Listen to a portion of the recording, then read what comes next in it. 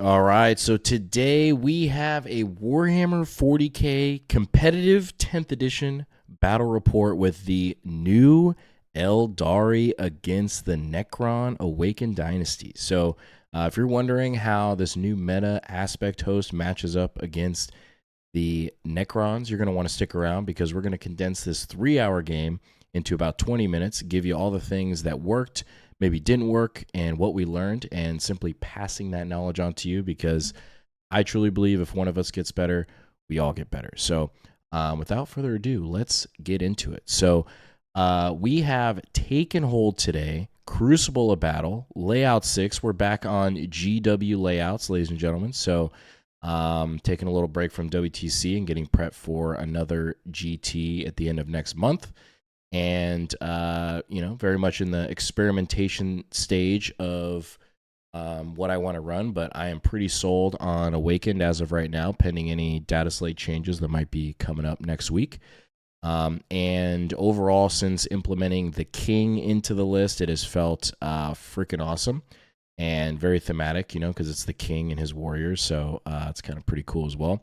But let's flip over to the list here. So we have the new aspect host, and if you would like to, I'm not going to go over line by line these lists, but if you'd like to screenshot it, pause it, take a look at these lists, go for it, and we're going to swing it over to the game. So the Crons ended up edging this one out against our buddy Eric, a fellow team member of ours, and fantastic play. I have actually not played a game against him specifically yet, and I was like, yo, man, I want to see what these new Aeldari do. Like, let's rock and roll. Let's do this. So Aspect Host has got a lot of cool tricks up its sleeve, and I can see why it is one of the top detachments outside of Ynnari. I think seems like those are going to be the main two that you're going to see at tournaments or maybe even casual games at your store. And I think the biggest things that stood out to me as far as power with this list is, one is they can spend a battle token to essentially prevent an overwatch on a unit. So they could get out like a unit of fire dragons. They could advance up like these unit of warp spiders and just be like, yeah, no, you can't overwatch them. And they're just chilling there. Super, super powerful in so many different ways that you can use something like that to your advantage. The second biggest thing that stuck out to me with this detachment is the ability to have a react move in the shooting phase. I believe it's D6+1. Don't quote me on that, but I believe that's what it is. So it's very powerful in terms of when you're trying to shoot at a unit. They could have it next to a wall. You could shoot at them, and then all of a sudden they just react move behind the wall, and you can't see them. It could make it for a longer charge. There's so many annoying ways you could play that, and sometimes it's just going to be very tough to play around. So going into this match, more or less where my headspace is at is it's taken hold, so I can hopefully probably create a big or a decent delta on primary. And I have, even with the King in this list, I have as almost as many units as the Aeldari list, and which definitely made me feel good, especially with bringing back characters where I can play the trade game with Aeldari and don't mind it, and I think I can even trade better potentially than Aeldari, specifically with Awakened Dynasty, because a lot of times they have to commit multiple resources in order to get rid of that one asset. So going into this game, we have everything deployed on the table except for there's a Hex Mark in Deep Strike and 2 solo Locust Destroyers in reserve, and I'm going to explain why those come in clutch in a little bit here. So Necrons get first turn, and we get extend battle lines and secure no man's land. So right off the rip, we're getting 10 points. Not going to complain about that. And you can only guess based on previous reports what I did. So we are going to create this classic V with the warriors. And I would like to preface in previous videos, I do apologize. These pictures are coming every couple minutes or so. So if you do see like an image where it's like, oh, hey, these warriors look like out of coherency, or like, where's the bow tie? I know there's been some previous comments on videos. I promise they're in coherency. It was probably just like midway through of me adjusting them or doing something, and that's when the picture was taken. So I apologize if some of these where it looks like they're out of place, but I do promise, double check with my opponent too, hey, does everything look good? Because they are a very technical and tricky unit to move. So We are creating our bow tie here, stacking this objective here, and we have our characters and everything back here for the auras, so the Catacomb Command Barge, or sorry, the Ghost Ark and the Reanimator. And then we're going to shift up Xeris. We're going to keep the king here, and we're going to shift up all of our other assets, okay? So going into turn, his bottom of 1, this is what's crazy to think about. So these warp spiders here, nuts with the character attached. When he hits something, the rest of the army gets like sustain 5, like super good. I mean, an easy way to think about Eldar is like every single one of their units just hits like super hard. Maybe outside of like the striking scorpions, but you know, these wave serpents with fire dragons in them, they just pop out. I mean, like they could realistically just, if they spike, could just freaking kill a Silent King if they wanted to, and I rolled bad. I mean, it's the damage potential is just crazy. And specifically with these wave serpents here, where they can move 24 inches in one turn, and he can pop the strat to ignore like an Overwatch, like super powerful. But he ended up not getting the best secondaries turn 1. He got Storm Hostile and Established Locust. So he discarded Storm for a CP, and he got Established Locust for 2 by moving up the Striking Scorpions that you're going to see here. And I was telling him, like, hey, you know, you could yeet these guys over here if you wanted to go after these Scorpex, but, like, what is it going to get you? I mean, yeah, you'll kill the Scorpex, and then you might kill the Scorpec Lord. And then if you don't, like, the Scorpec Lord's definitely going to clean up most of that unit. And if you do, I just spend a CP, bring him back, and then charge you next turn, and then you still probably lose the unit. So it doesn't really make sense to like play them aggressively turn 1, especially because he didn't have any secondaries. Like if he maybe drew like behind enemy lines or no prisoners, something like that, or assassination, maybe that play looks a little bit more interesting. But for all your future Aeldari games out there, this unit is has a lot of options, and I can only imagine in Ynnari, like if you're running something like this where, yeah, I mean, they're pretty much getting wherever they want to get to, especially when they have fly as well. So Striking Scorpions are going to move up. They're going to get Established Locusts, and he's going to pass the turn over to me. That was pretty much it. He didn't really want to interact with the warriors. He didn't want to get up on the objective because we have this hex mark here lining the point, and it's super nasty because, as you can see, he's next to the king. So the king is getting the rerolls for the warriors, the hex mark, and Xeris, to allowing them to hit a little bit harder, especially on the Hexmark Overwatch, like hitting on 2s, rerolling 1s, and then on Eldar, he's strength 6, so he's wounding on 2s. Like, he'll literally pick up that Striking Scorpion unit just on an Overwatch. Like, it's most likely. Like, there might be one that survives, but it's just crazy to think about with the King and that synergy going on. The Hexmarks were just great. So, going into my turn 2, we're going to get a 15 on primary, and we're going to get Mark for Death and Assassination. Unfortunately, those are 2 duds because, as you can see, he can just nominate things in the backfield. He has no characters exposed. So we are going to cycle Mark for Death for a CP, and we're going to get no prisoners. So that was perfect, something that we can actually score. So we are going to fast forward here. So this is basically what the end of his bottom of 1 looks like. So we're going into turn 2. He has a unit of Scorpions here. He's got these guys right here. So that's basically all we're going to do is we're just going to kill those units. I don't need to worry about really exposing anything else because he has to come out. Like, either you answer these warriors or I'm just going to keep scoring 15 on primary. I have no reason to come out. I have enough resources and trade pieces in CP to make sure I'm scoring well on secondary. And again, this is what the warriors like create a problem because you can be like, yeah, I'll just ignore the warriors, but the thing is, when they're on 2 points and you draw Area Denial, you draw Secure No Man's Land, you draw Cleanse, you draw Cull the Horde, you draw Overwhelming Force, like a third of the deck, if you don't take care of this unit in the center, you're not scoring points. So you have to do something about them eventually, and that is the puzzle to solve. And Eric was, I mean, he even said, like, bottom of turn 1, he's like, dude, I don't even know what to do with this because it's just like, all right, I could full commit to the warriors. You're either going to pull here or you're going to pull here, and then I'm caught on the back foot, and then, like, you know, half of my army is dead next turn on the clapback with the king coming out and all the Scorpex. So it's it's quite the puzzle to solve with the king in there. And so basically going into my turn, this is what I wanted to test out. Now, granted, this is going to be, I think, a little bit more effective against Eldar than probably some other matchups, but I did want to test the theory of having more drop pieces here. So we drop a hex mark here, and we drop a locust destroyer here. And the reason for this is because the warriors are creating a screen here. So essentially this bubble right here, because it's the 9-inch mark, right? And then this guy creates a screen here to like essentially we're trying to push back the rapid ingress, okay, and keeping the control on his side of the board.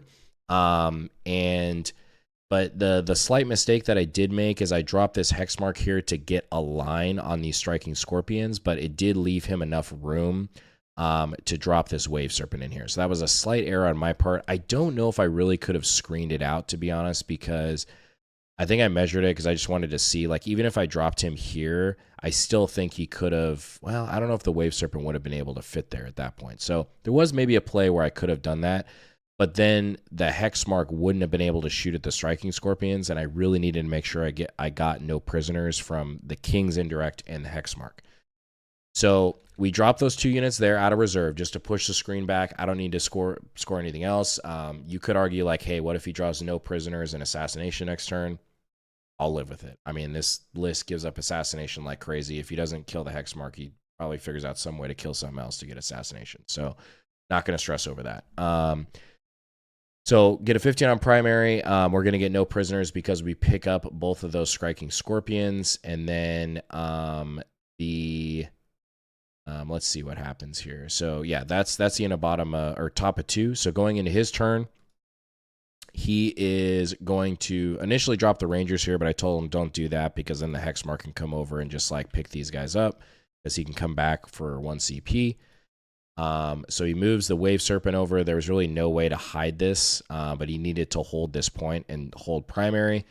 And then again, he doesn't push on this turn. It is only turn 2. So I get it, but I mean, this is, again, the problem that the Warriors create where, you know, if you don't want to come out, that's fine, but I'm just going to keep scoring 15s on primary here. So he is going to get extend battle lines and recover assets. He cycles overwhelming force for a CP because he's not going to be able to shift the Warriors. And he gets extend for 5 from this wave serpent here and this wave serpent here. And then I think I forgot, Eric, I apologize. I did not score your recover assets here because you definitely completed it. So, or did you discard it? No, because you didn't drop the Rangers here. What did you put here? Maybe, I don't know. Eric, you'll have to remind me. Did you just cycle that for a CP? I can't remember. If not, then he had 76 points. 76 points. All right, so going into... Doesn't come in here, so the first 2 turns are pretty drawish. So I'm going to score 15 again on primary going into 3. And we are going to get defend stronghold and behind enemy lines, okay? So going into my turn, this is going to be pretty easy. So he left a little pocket right here where I can drop my 2nd locust destroyer. And so that's exactly what we're going to do for behind enemy lines right here. And then we're going to get defend stronghold because he's not picking this up back here. The king is going to shift over his Meniers to shoot at the wave serpent. And I was really hoping that I would be able to move the hex mark over. Could sit here. He would get the guys out of the wave serpent, and then I would still have enough to kill the guys that were going to land on this objective. But that was not the case. But we still popped the wave serpent. We shot here and here, which I thought was going to be enough, but he made like 7. I got a taste of my own medicine because I rolled pretty well, but I think he made like 7 or 8 5-up invulns. It was crazy. So the unit ended up surviving and couldn't do much about that. And that was the end of the turn. So this is what the board state looked like. And then at this point, Eric's like, all right, it's going to be go time. So bottom of 3, he's going to score a 10 on primary again. He's going to get engage on all fronts and defend stronghold. So he's going to score defend. There's no way I'm going to be really able to interact with that. And then engage in all fronts, he's definitely going to be able to get for 2 points. So now you're going to see him shifting up the resources here. So we got the warp spiders coming up. We have the wave serpents coming up. And I'm going to show you what happens here. So Again, this is the pickle that it creates. So basically, I am reading the board where he clearly committed lots of assets on this side or resources and not as much over here. So essentially what I'm going to do is when he starts firing, we are going to be pulling the warriors from this side and then reanimating over on this side. And so you're going to see that unfold here. And essentially what it does is it creates, they are basically out of combat now, or they need to roll a 12 to get these Scorpex. And then these guys, I think, need like a 7-inch charge to get to the warriors. But essentially what you're doing is you're preventing 2 units from hitting the warriors, and you just have 1 unit. And then the final piece was I pulled warriors from this side here to prevent the pile-in. So the other thing that happened was he could either charge here first or here. So he charged both units. It depends on where you activate, because if he activates here and he spikes, I pull from here. If he activates here first and spikes, I pull from here. So you're going to see what happens. He activates with the Warp Spiders. I pull from here.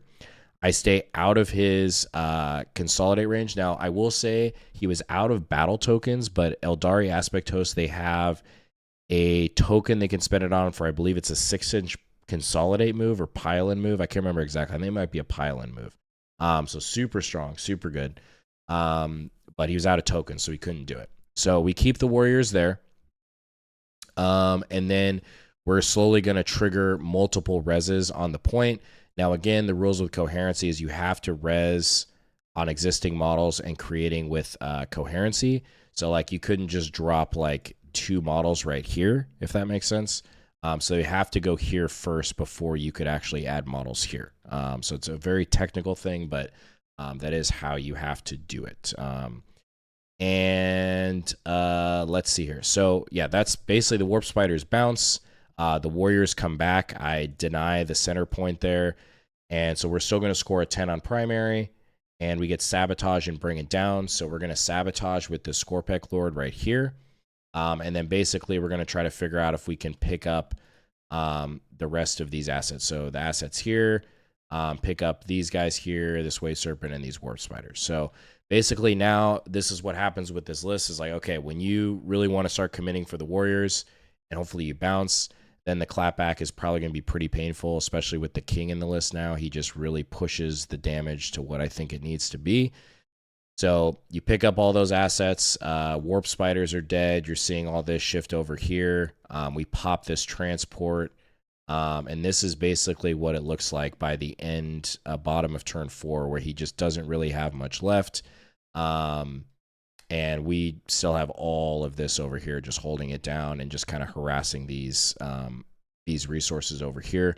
So turn 4, he's going to get bring it down and behind enemy lines, which you cannot score either of those, unfortunately. And he gets cleanse over here for 2.